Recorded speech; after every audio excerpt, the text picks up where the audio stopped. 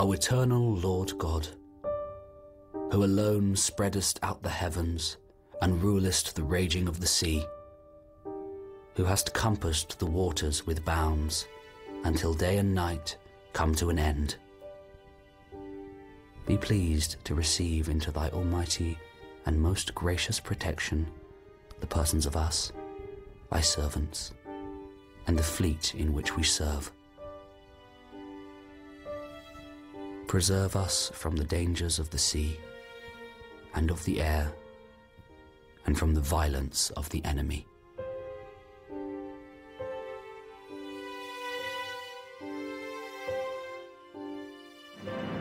British and American commitments to keep supplied their worldwide war fronts are enormous. The great Allied victory in the Western Desert was only made possible by the men and women in the factories of Britain and America, and by the British sailors who brought the supplies where they were most needed: mechanical transport, aircraft, bombs and ammunition, and armor.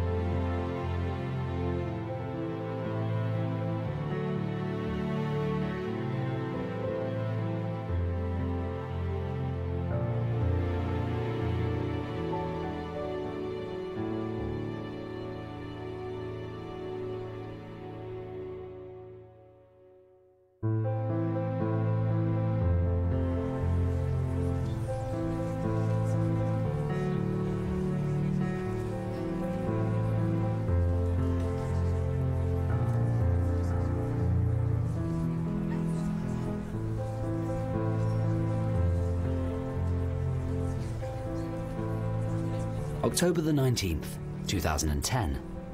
And on this special day, HMS Belfast is preparing to greet friends, old and new.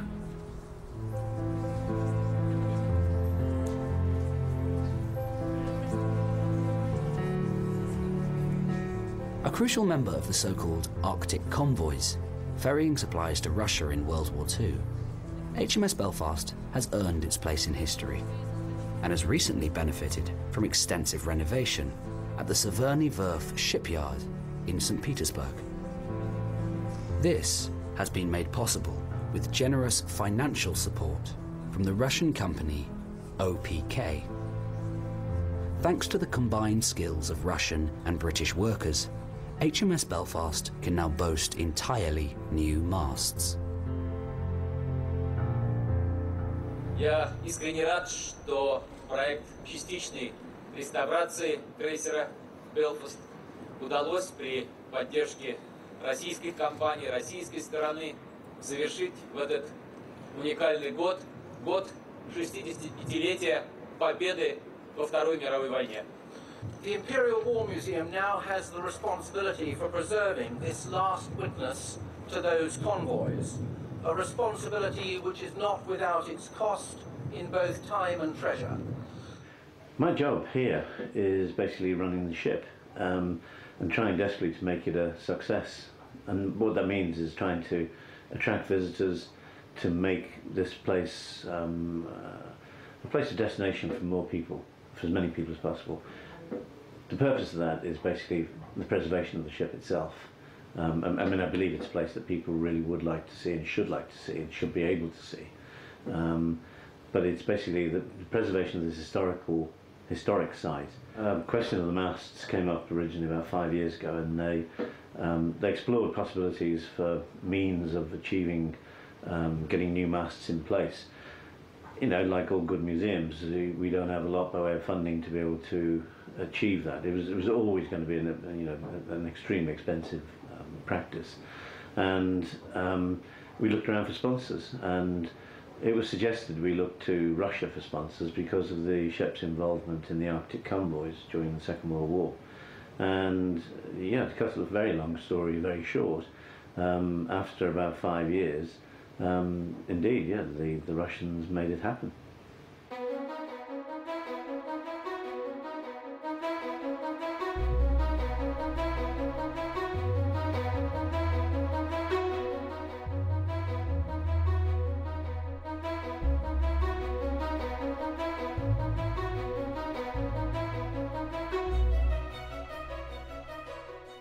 The origin of the project dates back to about 2005 and grew out of a conversation I had with the director of the ship when he told me about the condition of the masts and how much they were in need of repair. It's a project that's very close to my heart because Belfast has a particular place in my family history. The ship, when she was new, joined the Navy in August 1939, at the same time as my father joined the Navy, also August 1939, and they were immediately put together. Belfast was at Scapa Flow, the base for the Home Fleet, and my father was sent directly from qualifying for naval officer training to join the ship. The basis of my request, the creation of the project, the Last Witness project, was to recreate the spirit of friendship that was generated during the dark days of the 1940s by asking the Russians to help us replace both the masts of the ship, which were then terminally rusted, with Russian replicas made of Russian steel by Russian engineers in a Russian shipyard and delivered here in a Russian ship, in a reversal of the convoys of the Arctic convoy era. It's when you find out who your real friends are is when times are hard. Everybody's your friend in good times. As you know, on June 22nd, the Soviet Union was attacked by Hitler Germany and is today engaged in fierce battle, not only for its own existence, but in a cause common to all mankind.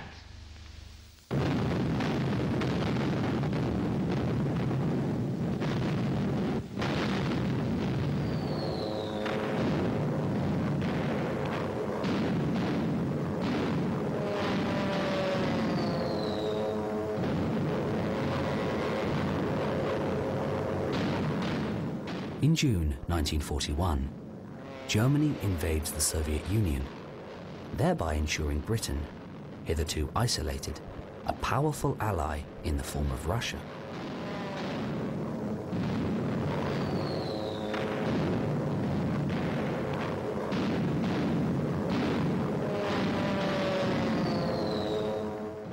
Already stretched in its resources and unable to open a second front, Britain can nevertheless offer support by supplying war materials. And a decision to that effect is taken immediately by British Prime Minister Winston Churchill. Today, we are allies. Our people, as yours, suffered much from the common enemy. Tremendous effort must be spent and more sacrifice endured before the enemy is beaten. But fighting side by side, victory is certain. Thousands of British tanks have already created havoc among the fleeing Axis armies in the Caucasus and around Stalingrad. Britain and America had to build up their strength in the Middle East, but they had to feed too the war mouth of the gallant Russian army, an army with a tremendous appetite. And the workers of the United Nations did it, are still doing it. These are the ships taking from Britain the results of 1 million hours of labor in her great factories. It was the biggest convoy ever sent to aid the Red Army, and it was sailed by the stoutest-hearted merchant seamen in the world. The route that they could take, there were two routes actually. There was an overland route, a long route round through Iran into the south of the Soviet Union. But the most direct route was the route by sea into the northern Russian ports of Murmansk and Archangel. The problem with that route was, firstly, it ran through some of the most hostile terrain on Earth. This was north of the Arctic Circle. The ships had to pass through a narrow funnel between the Arctic pack ice and the coast of Norway. They were exposed to Arctic gales, to free-flowing sea ice, and the water temperature was so cold, if you went in the water, you'd last just a matter of seconds. It's a dreadfully dangerous environment to fight a war in. In my 45 years in the Royal Navy, I've spent a lot of time in ships up off the North Norwegian coast into the Arctic Ocean. In those days, I'm afraid, the Soviet Union and the West there was a period of tension, and of course, in a sense, it was possibly going to be the front line. So I served a lot of time up there, and I know and understand what the people in the Arctic convoys had to go through. I mean, in the winter, it was permanently black and dark the whole time. The sea sometimes was just appalling. The sea state was dreadful. Heavy icing. On one occasion, I remember going to try and rescue a trawler that had ice forming on it so quickly that it was losing stability. Sadly, we didn't get there in time, and it capsized, disappeared with all the crew. So appalling conditions. And of course, in the summer, daylight all the time. So if you're going to be attacked, you've got no cover of darkness or anything like that. So I have a real feeling, that bone-chilling cold, the iron coastline covered in snow, the pitch black, the gales, the ice. I understand exactly what they must have gone through. And when I was there, we weren't fighting, of course. If you add the fighting to that, then so much worse. So I really understand what they went through. The British and the Americans took these convoys through really dangerous waters to various Russian ports to be able to deliver their supplies. And these were really German submarine-infested waters, and the casualty rates were very high, both among unarmed merchant vessels and indeed even armed naval vessels. And it was an extremely dangerous occupation.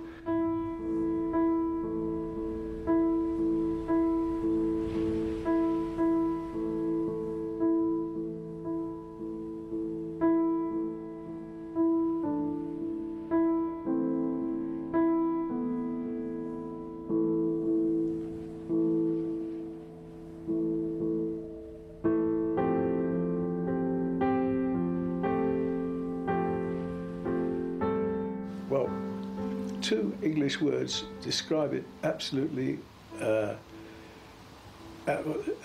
perfectly. It was freezing bloody cold. It was cold from the time he arrived to the left to the time he arrived, and it was cold coming back.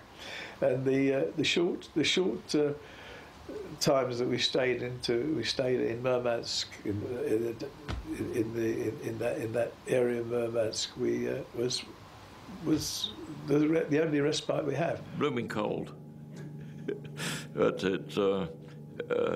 Russians were very hospitable if you went ashore, and they really appreciated, I think, that we actually came and got them some food and supplies and whatever they wanted.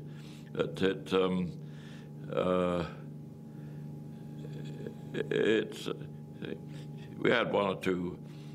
The trouble is that none of the Russians spoke English, none of us spoke Russian. So you get the usual odd situations where the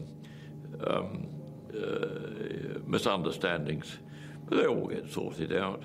A typical day on any warship would have been a level of hard work that's probably hard for us to conceive of today. The men would be in watches, the officers and the men. 4 hours on, 4 hours off perhaps would be typical. Your clothes are wet, you're miserable at times, pretty miserable, but it goes with the job. And actual sleeping as well. Some of us off watch didn't bother, because we were 4 hours on, 4 hours off all the time. That's defence stations. And between watches, we just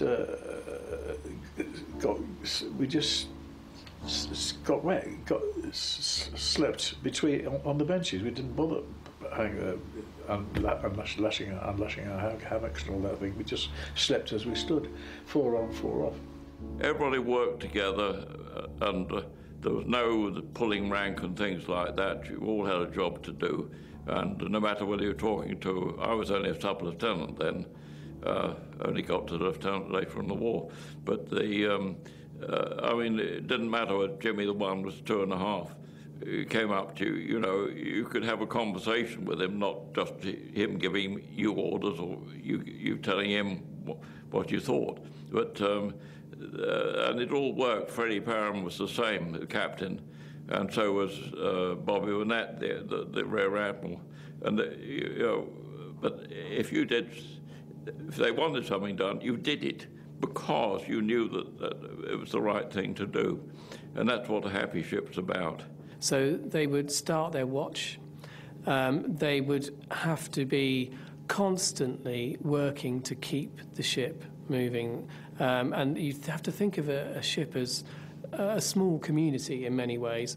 Some of the men are directly involved in keeping the ship going. You'd be on watch in the engine room, keeping the machinery working, on watch keeping the ice off the decks, keeping the guns free and able to move. And then there are others who are working to keep the other men going. So you have the cooks constantly keeping them fed. You have all that kind of business as well. You have the lookouts on watch. And they didn't have the kind of technology that is enjoyed today. To be on watch in a Second World War ship literally means standing there on the upper deck, probably with the sky quartered, so there's a certain bit of the sky that you're responsible, and you would sit there with binoculars and sweep and keep looking and keep looking. Others would be peering at radar screens for 4 hours, or maybe buried deep in the ship listening on ASDIC, on sonar equipment for submarines. Nobody can be a bystander. And at the end of your 4 hours, exhausted, you would go below to a mess deck that would be both either a warm fug of dozens and dozens of men in a small space, or also bitterly cold at the same time. And you would actually have situations where the condensation from men's breathing would form on the side of the ship and would then freeze. So you'd have condensation, ice, frozen breath. Sometimes the bottom of the mess deck, the deck, would be sloshing around in water. You can only begin to imagine the smell and the sense in there. So that's your rest space. And then the guys who were down there would come up and they'd do their 4 hours on. And that would be endless all the time. The other thing that's important to remember is we're used now to service personnel having leave fairly regularly. The commissions, the length of time that the ship was in service during the Second World War could be a year or even longer. And the opportunities for leave in that time were almost minimal. So they were spending a year, maybe more, in that ship. And at one end you've got Murmansk and Archangel, and at the other end, most of the time for British sailors, you've got the Orkney Islands. So these are two fairly barren, remote places. There would be some 20 people in here to operate the guns, to load them, fire them, and keep them in action. During times when they were not firing them and the ship was still closed up at action stations, they would sleep in here. They would lie on the floor, they would sleep anywhere, they would lean against whatever they could lean against. You have to remember that this was during Arctic conditions, particularly the time of North Cape. This would be moving up and down 30, 40 feet, rolling from side to side. They would be bought cold sandwiches, hot cocoa by the galley and the cooks, but they would stay here. While they were sleeping, their breath would condense on the roof of the turret, where the outside temperature was something like minus 30 degrees, and it would fall back on them as rain. So they would be cold, damp, seasick. It was a very tough time.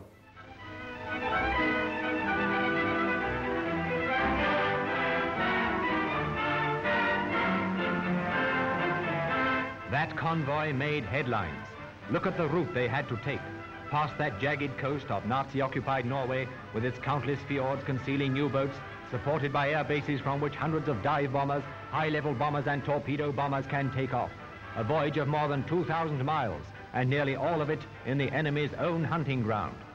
Belfast was built at Harland and Wolff in the city of Belfast in Northern Ireland. She was actually built on the adjacent slip to where the Titanic had been built. Which fortunately didn't have too many implications for the ship.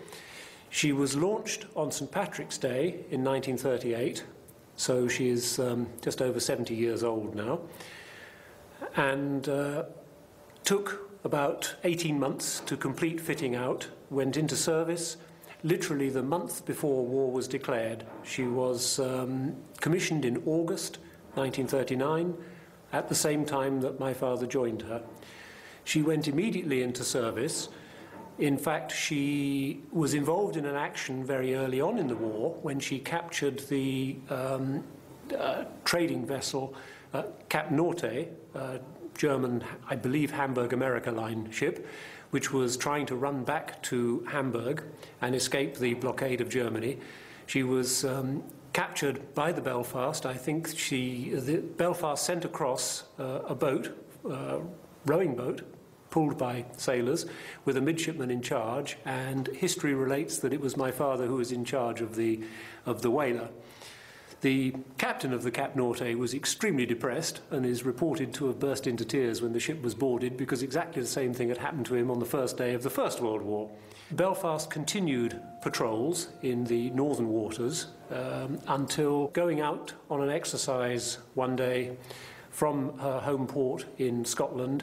She ran over the first magnetic mine, a German secret weapon at the time, and was very extensively damaged. The ship was apparently lifted out of the water by about 2 feet before settling back.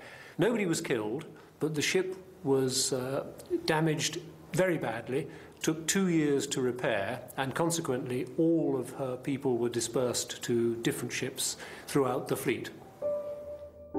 The temporary but prolonged withdrawal of HMS Belfast will be just one of many setbacks, alternating with the successes of the Arctic convoys. PQ-5 and PQ-17 will be especially remembered.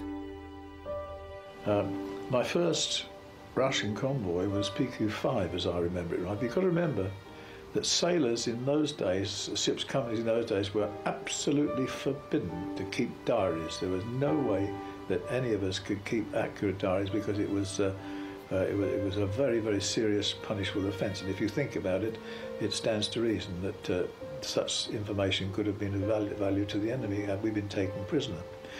So you have to go on memory. But I remember PQ-5 was an absolute disaster.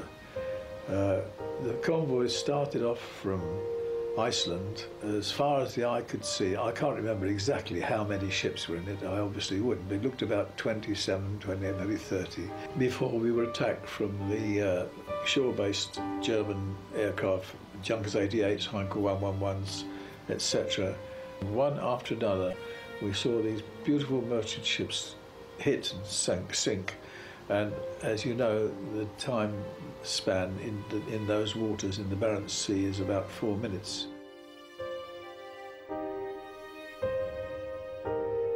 Between August 1941 and May 1945, 78 convoys will be deployed, some 1,400 merchant ships, delivering vital supplies.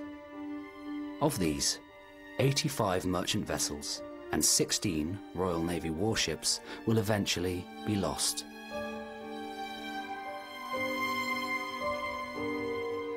The first series, PQ Outbound and QP Homebound, will run from September 1941 to September 1942. These convoys run twice monthly, but will be interrupted in the summer of 1942 when the series is suspended after the disaster of PQ-17, the worst loss of any convoy in World War II. The tragedy of PQ-17, which continues to fascinate everybody by the sheer size of the losses, did not really involve Belfast. The threat to convoys was very much more from submarines and aircraft in those times, and big ships were considered very much at danger from submarines and aircraft, so they were kept at a distance in case there was a surface threat from the German capital ships like Tirpitz or Scharnhorst or one of the others that were known to be in Norwegian waters. The Germans started to concentrate their surface fleet in Norway. So instead of using their surface ships in the Atlantic, everything that they had left as the war went on was moved into Norway. And they had almost what's called local superiority, i.e. the British Navy was bigger all over the world, but in that particular area there were almost as many German ships. And where this became a problem is that the Royal Navy then had to heavily escort these convoys. The Arctic convoys were more heavily escorted than any other convoys routes in the world. And they had to use large ships like HMS Belfast to protect the convoys from the German battleships. And the problem they had then was that you had two very different types of threat. If your convoy was threatened by a big, heavy surface ship, the appropriate response was to scatter the ships. Because then that ship would have to spend its entire time searching for them one by one. If your convoy was attacked by aircraft or by submarines, you wanted to keep it together so that the convoy escort could go round. And this dilemma comes to a head in 1942 with convoy PQ-17. PQ-17 sails from Iceland. It gets halfway to Murmansk and a signal is received that the battleship Tirpitz is coming out to attack it. They immediately take the appropriate response and scatter the convoy, but as it happens, Tirpitz is not coming. Belfast and the destroyer in which my father was then serving, HMS Ashanti, who was escorting Belfast, were some hundreds of miles in the distance. Their job was to rush forward in the event of a surface threat. As it happened, the surface threat never materialised. The Tirpitz had come out of its fjord in Norway, turned round and gone back. Unfortunately, it went back in fog, so nobody saw it return. Everybody believed it to be at sea. And what the Germans are able to do then is pick off those individual ships which are unprotected using their aircraft and their submarines. PQ-17 is the low point of the Arctic convoys. Well over half of the ships are sunk. The loss of life is enormous. The amount of war material that is sent to the bottom would have taken the German army months to destroy on land, and it's a significant success for the Germans. Only 11 of the 35 merchant ships in the country succeed in running the gauntlet of U-boats and German bombers. When eventually the Belfast returns to action in late 1942, its hull has been reconstructed and strengthened, and its firepower increased. Armour and radar equipment have been added to make it arguably the most powerful cruiser in the Royal Navy at the time. I joined her when she recommissioned in 1942, which was October 42, I think it was, and she broke her back on the first magnetic mine coming out of Rosyth Harbour in 1940, I think it was. So they towed her down to Gaz and just about stripped everything out of her, and the radar, which, well, RDF in those days, which I was involved with, was so new that nobody knew how it worked, and but we managed to get it all going. I served 2 commissions on board HMS Belfast, which during the wartime is unusual for anybody to serve 2 commissions on one ship. So nearly enough all the period of time I spent in the Navy was aboard HMS Belfast. And she rejoined the fleet immediately as one of the ships that was to go backwards and forwards to Russia, escorting the convoys of vital military supplies. This was a very hard time for Russia. In the danger zone, and from now on, there was scarcely any let-up from action. He's counting a wave of high-level bombers coming in to attack.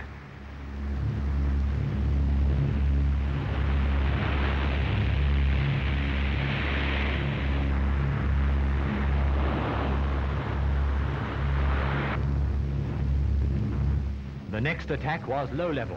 Torpedo bombers coming in mast-high, deck-high, with a hail of gunfire going after them.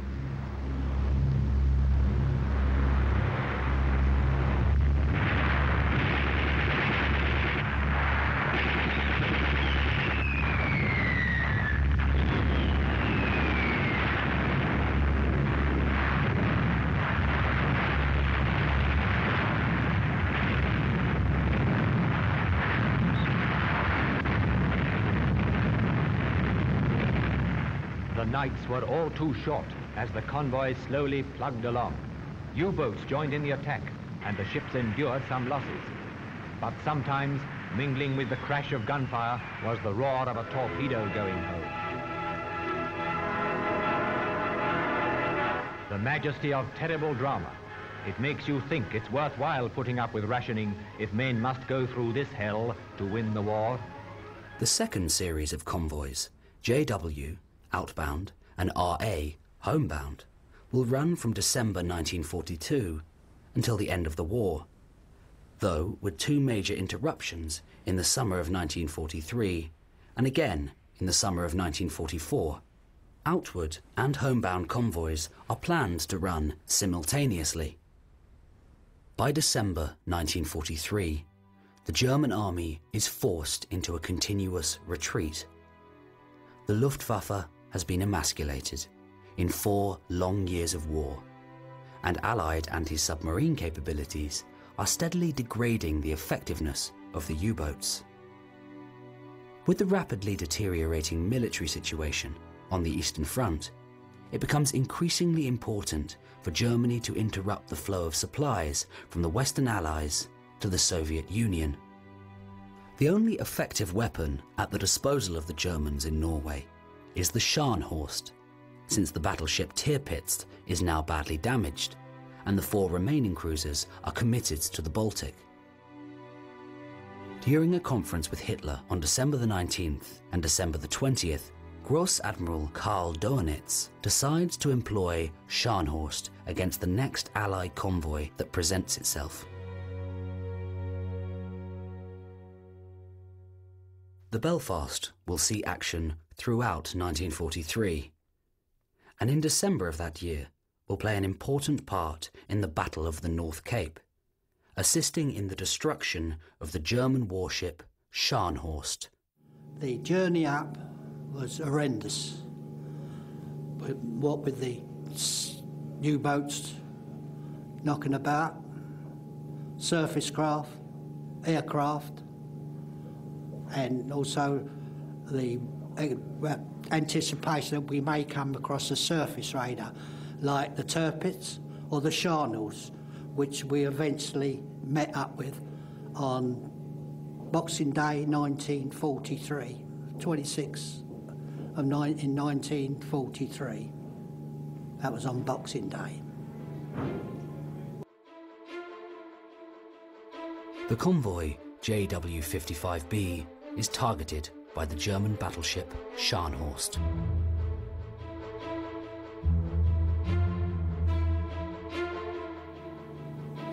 Everybody, action stations, clear for action stations, and we actually fired star shells to lighten up because pitch black, weather was horrendous as usual, as it is going up the Barents Sea, and we started to enable our 6-inch guns to pick her out. And then other craft come to help out on that particular day. 2 British warship forces are in the area, and on Boxing Day, the Scharnhorst is sunk by HMS Duke of York and her escorts. Belfast and the other 2 cruisers which were with her, one of which was, I think, was Norfolk, whenever the close escort, they were there in case Scharnhorst or any of the other capital ships came out. And on a subsequent convoy, when I left her, Scharnhorst did come out. We finished her off. Only 36 survivors are pulled from the icy sea out of a crew of 1,968. Admiral Bruce Fraser will prove gracious in victory. Gentlemen, the battle against the Scharnhorst has ended in victory for us.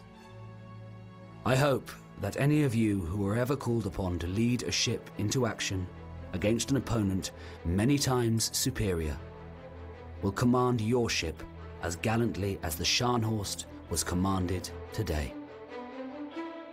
After the battle and the final sinking of the Scharnhorst, Admiral Fraser signalled the Admiralty in London in plain language, very economic.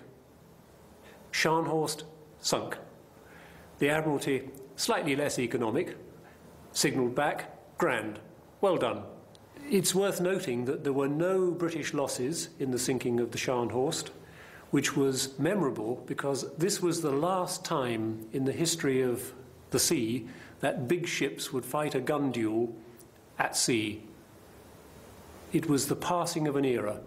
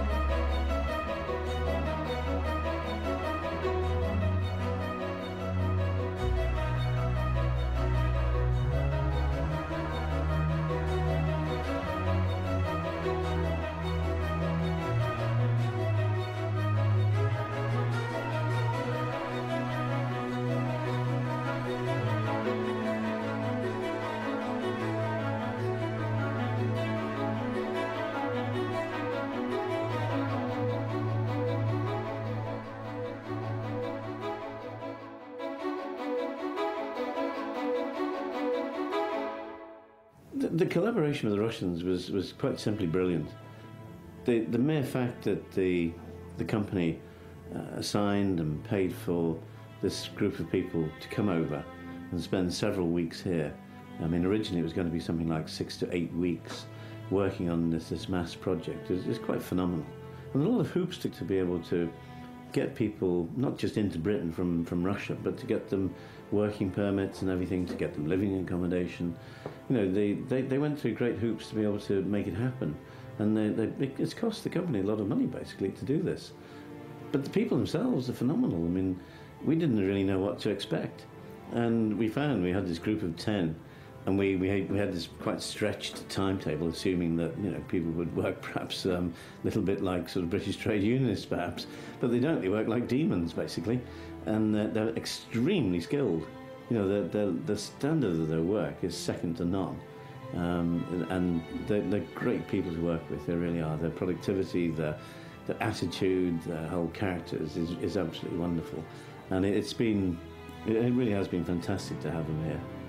We've enjoyed having them, and it's been great of the company to allow us to have them. If history is a very dangerous game, but I think it's clear that it would certainly have taken the Red Army longer to achieve success. And it wouldn't have had the absolutely crushing weight in numbers of tanks and aircraft and heavy guns if all that industrial capacity had to be used to produce trucks, for instance. So I don't think I would ever go as far as to say that without the Arctic convoys the Soviet Army would have lost the war, but I think it would have taken the Soviet Army an awfully long time to win it, and a lot longer to win it. And I think the sacrifices made to ensure that the supply convoys went through were really remarkable. And heavy losses, yes, but I know, for example, a lot of the supplies helped Leningrad survive, and that has to have been important, because at the end of the day, it was the Russians that ripped the guts out of the German army, and if they hadn't done that, then one hates to think what might have happened to the world. So I think the fact we were able to supply, it was worth the sacrifice, but my goodness me, it was a sacrifice.